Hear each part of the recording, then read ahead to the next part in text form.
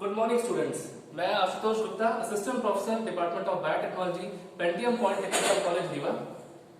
आज हम आपको फ्लोरेसेंस एक्टिवेटेड सेल सॉर्टर के बारे में बताने जा रहे हैं, जिसे शॉर्ट में हम फैक्स भी कहते हैं।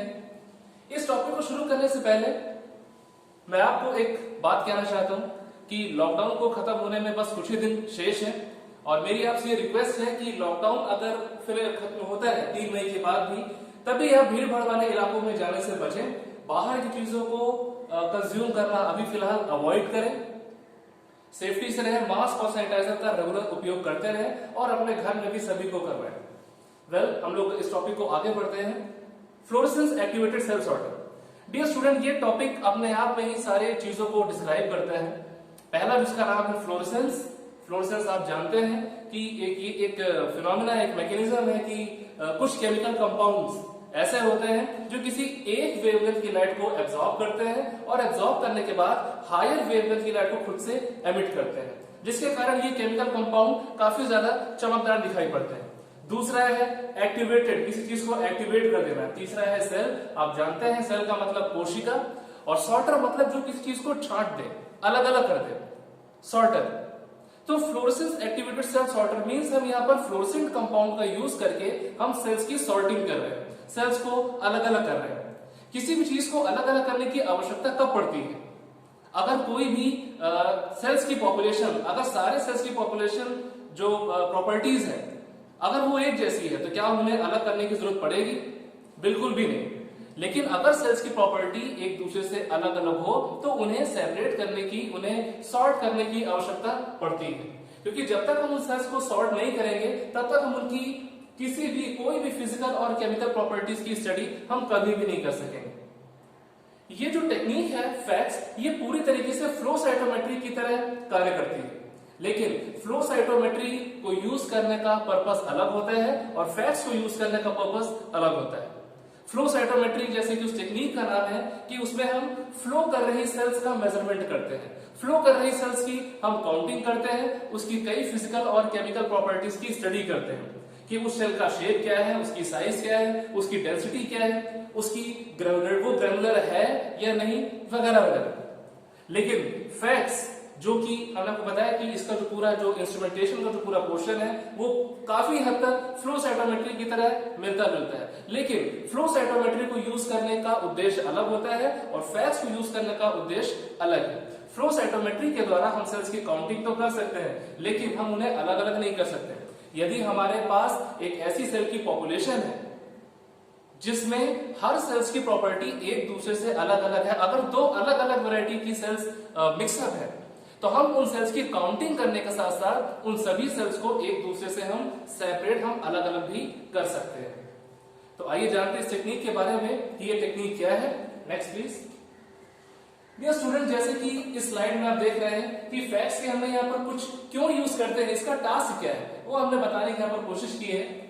फैक्स को, जैसे कि इस टेक्निक का नाम है सॉर्टर, सॉर्ट करने वाली ये टेक्निक है, चीजों को सेपरेट, अलग अलग करने वाली टेक्निक है। तो फैक्स के द्वारा हम एक सेल्स की पॉपुलेशन को, बहुत बड़ी संख्या में अगर अलग अलग प्रकार की सेल्स है तो हम उन सेल्स की पॉपुलेशन को एक दूसरे से सेपरेट कर सकते हैं, उनको अलग अलग कलेक्ट कर सकते हैं। अगर वो मिक्स फॉर्म में है तो हम उनको अलग अलग कर सकते हैं, साथ ही हम उन सेल्स की काउंटिंग भी कर सकते हैं। तो यही मैंने इस स्लाइड में बताने की कोशिश की है कि इस टेक्निक के द्वारा हम सेल्स को उनकी फिजिकल और केमिकल प्रॉपर्टीज के द्वारा हम सेपरेट भी कर पाते हैं। यहां पर हम बेसिकली फ्लोरेसेंट कंपाउंड का यूज करते हैं। फ्लोरेसेंट कंपाउंड ये कुछ ऐसे केमिकल कंपाउंड्स होते हैं जो किसी एक निश्चित वेवलेंथ की लाइट को एब्जॉर्ब करते हैं और एब्जॉर्ब करने के बाद हायर वेवलेंथ की लाइट को खुद से ये एमिट करते हैं, रिलीज करते हैं। तो हायर वेवलेंथ की लाइट को एमिट करने के कारण ये केमिकल कंपाउंड काफी ज्यादा चमकदार दिखाई पड़ते हैं। तो इन फ्लोरेसेंट कंपाउंड का इस फैक्स में क्या यूज है, क्यों इस टेक्निक का नाम फ्लोरेसेंस एक्टिवेटेड सेल सॉर्टर रखा गया है, हम इसके बारे में थोड़ा सा और आगे आपको डिस्क्राइब करते हैं। Next please. इस टेक्निक को बताने के लिए हमने यहाँ पर एक इमेज का यूज किया है। ये पिक्चर आप बहुत अच्छे से देख पा रहे हैं। इस पिक्चर में ये हूबहू वैसा ही पिक्चर है जैसे कि हमने आपको फ्लो साइटोमेट्री में बताया था कि जिसमें एक सेल्स को कलेक्ट करने के लिए एक रिजर्वायर होगा, सेल्स को ड्रॉप वाइज पास करने के लिए एक नोजल होगा और उस नोजल से निकलने वाली सेल्स को टकराने के लिए एक लेजर लाइट है। वो लेजर लाइट जब सेल से टकराती है वहां पर डिफ्रैक्शन और स्कैटरिंग होती है लाइट की, जिन्हें डिटेक्ट करने का काम डिटेक्टर्स करते हैं। बेसिकली फोटो मल्टीप्लायर ट्यूब्स को हम डिटेक्टर के रूप में यूज करते हैं। इस टेक्निक को शुरुआत करते हैं हम लोग। सबसे पहले जिसका जो फर्स्ट शुरुआती ऊपर से हम लोग करते हैं कि यहाँ पर सेल्स को अलग अलग पहचानने के लिए हमने फ्लोरोसेंट कंपाउंड का इस्तेमाल किया है। फ्लोरोसेंट कंपाउंड्स, जैसा कि आपको बताया कि ये ऐसे केमिकल कंपाउंड्स होते हैं जो किसी एक निश्चित वेवलेंथ की लाइट को एब्जॉर्ब करते हैं और हायर वेवलेंथ की लाइट को ये खुद से एमिट करते हैं, रिलीज करते हैं। तो ऐसे केमिकल कंपाउंड्स का यूज हम कर रहे हैं सेल्स की सॉर्टिंग में। यहां पर हमारे पास दो अलग अलग प्रकार की सेल्स हैं और इन सेल्स को इनकी सॉर्टिंग करने के लिए हमने जो फ्लोरोसेंट कंपाउंड को यूज किया है, यहां पर आप स्क्रीन पर देख रहे हैं कि यहां पर दो कलर की सेल्स आपको दिखाई पड़ रही है। एक रेड कलर है और दूसरे का ब्लैक कलर है। ये रेड कलर और ब्लैक कलर इसलिए यहां पर शो किया जा रहा है ताकि इस बात को बताया जा सके कि सेल्स यहां पर फ्लोरोसेंटली लेबल्ड है। फ्लोरोसेंटली लेबल्ड का मतलब कि सेल्स को सॉर्ट करने के लिए सबसे पहले हमने अपने सेल्स पर फ्लोरोसेंट कंपाउंड को अटैच कर दिया है। अब फ्लोरोसेंट कंपाउंड को अटैच करने से क्या होगा कि अलग अलग प्रॉपर्टीज वाली जो सेल्स थी, जिनकी फिजिकल और केमिकल प्रॉपर्टीज एक दूसरे से अलग अलग है, अब उन सेल्स को पहचानना थोड़ा सा आसान हो गया है। हमने उन सेल्स पर एक फ्लोरोसेंट कंपाउंड को अटैच कर दिया है। वो फ्लोरोसेंट कंपाउंड से अटैच किए हुए सेल्स मतलब ऐसे सेल्स जिनकी सरफेस पर फ्लोरोसेंट कंपाउंड को अटैच कर दिया गया है। अब यदि उस सेल्स पर कोई भी निश्चित वेवलेंथ की लाइट अगर पड़ती है तो वो सेल पर अटैच किया हुआ फ्लोरोसेंट कंपाउंड उस लाइट को उस पर्टिकुलर वेवलेंथ की लाइट को एब्जॉर्ब कर लेगा और हायर वेवलेंथ की लाइट को एमिट करेगा। तो इस प्रकार से सबसे पहला काम हमारा है कि हम अपने सेल सस्पेंशन को फ्लोरोसेंट कंपाउंड से अटैच करते हैं। फ्लोरोसेंट कंपाउंड के साथ अटैच करने पर यहाँ पर हमारे दो कलर की सेल्स हो गई, एक का कलर है रेड और एक का कलर है ब्लैक। ये रेड और ब्लैक कलर सिर्फ आपको समझाने के लिए यहाँ पर कलर को यूज किया गया है। हालांकि नेचर में कई सारे फ्लोरोसेंट कंपाउंड होते हैं जिनके कई सारे कलर होते हैं, जिनके ऑरेंज भी है, ग्रीन भी है, ब्लू कलर के भी फ्लोरोसेंट कंपाउंड है। यहाँ आपको बताने के लिए रेड और ब्लैक कलर का यूज किया गया है। आगे बढ़ते हैं। फ्लोरोसेंटली लेबल्ड करने के बाद सेल्स को हमने एक नोजल के थ्रू पास कराया है। नोजल का आप शेप देखेंगे, आप इस डायग्राम में आप ऊपर की ओर देखिए कि ऊपर का एरिया काफी ज्यादा चौड़ा है, लेकिन फिर ये आकर काफी ज्यादा नैरो हो रहा है, सकरा हो रहा है।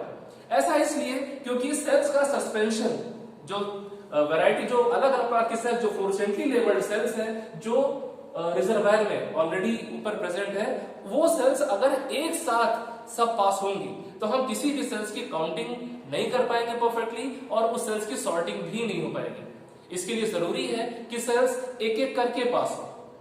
जैसा अभी आपने लॉकडाउन में भी देखा है कि लोगों की आवाजाही को कंट्रोल करने के लिए पुलिस ने रास्ते में बैरिकेड्स लगा रखे हैं।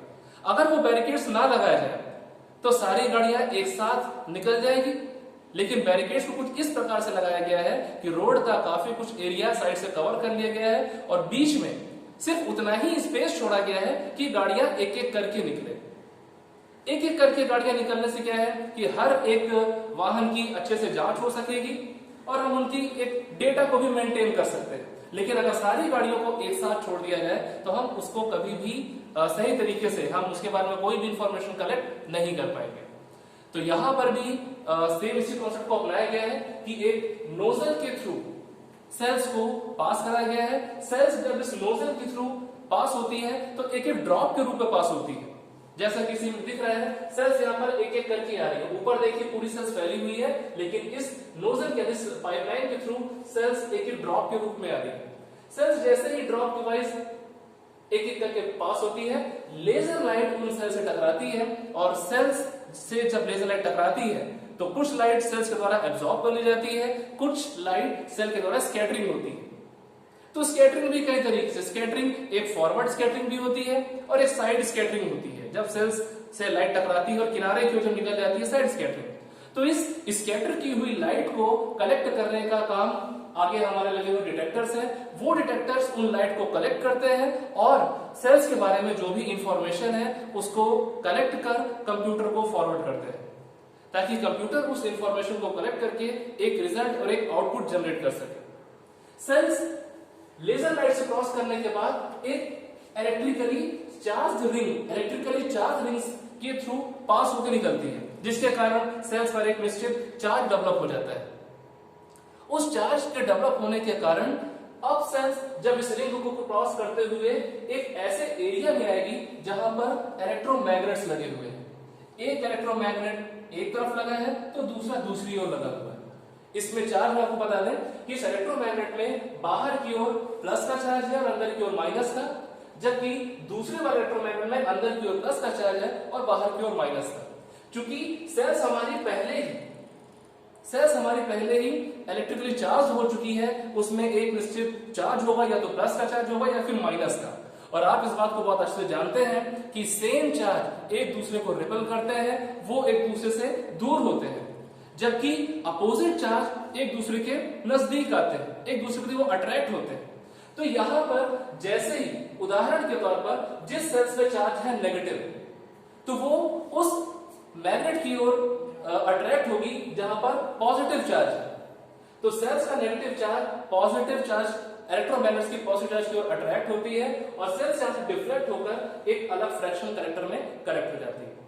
तो जब नेगेटिवली चार्ज सेल्स जब डिफ्लेक्ट होकर एक फ्रैक्शनल कैरेक्टर में करेक्ट हुई, इसी प्रकार से जो पॉजिटिवली चार्ज सेल्स है वो दूसरी डिफ्लेक्टिंग प्लेट्स की ओर, दूसरे इलेक्ट्रोमैग्नेट की ओर अट्रैक्ट होकर अलग फ्रैक्शनल कैरेक्टर में करेक्ट हो जाती है। तो इस प्रकार से ये फैक्ट्स कार्य करता है। एक सेल रिजर्वायर से सेल ड्रॉप वाइज पास होती है, लेजर लाइट से टकराती है। लेजर लाइट की सेल से टकराने के बाद जो लाइट की स्कैटरिंग होती है उसको कलेक्ट करने का काम डिटेक्टर करता है। डिटेक्टर इंफॉर्मेशन कलेक्ट करके कंप्यूटर को भेजता है, जो एक रिजल्ट जनरेट करता है। साथ ही ये सेल्स जब इलेक्ट्रिकली चार्ज रिंग से पास होती है, गुजरती है, सेल्स में चार्ज डेवलप हो जाता है। वही सेल जब डिफ्लेक्टिंग प्लेट से आगे की ओर डिफ्लेक्टिंग प्लेट से जब गुजरती है तो अपने अपने चार्ज की ओर, अपने अपोजिट खुद के चार्ज से विपरीत चार्ज की ओर अट्रैक्ट होती है और एक अलग फ्रैक्शनल कैरेक्टर में करेक्ट हो जाती है। तो ओवरऑल जो सेल्स पहले रेड और ब्लैक कलर की सेल्स जो पहले ऊपर मिक्सअप थी, अब वो यहाँ पर अलग अलग हो चुकी है। ब्लैक कलर की सेल्स एक तरफ, रेड कलर एक तरफ। ये कलर का इस्तेमाल सिर्फ आपको समझाने के लिए किया जा रहा है। सो ये ओवरऑल जो टेक्निक थी वो फैक्ट्स के लिए थी। Next please. सो स्टूडेंट्स, अगर इस टॉपिक के बारे में अगर आपको कोई भी डाउट होता है, किसी प्रकार कोई कंफ्यूजन होता है, तो आप हमें चैट के थ्रू जरूर पूछें और इस लॉकडाउन में अपना और अपने परिवार का विशेष ध्यान रखें। Thank you so much.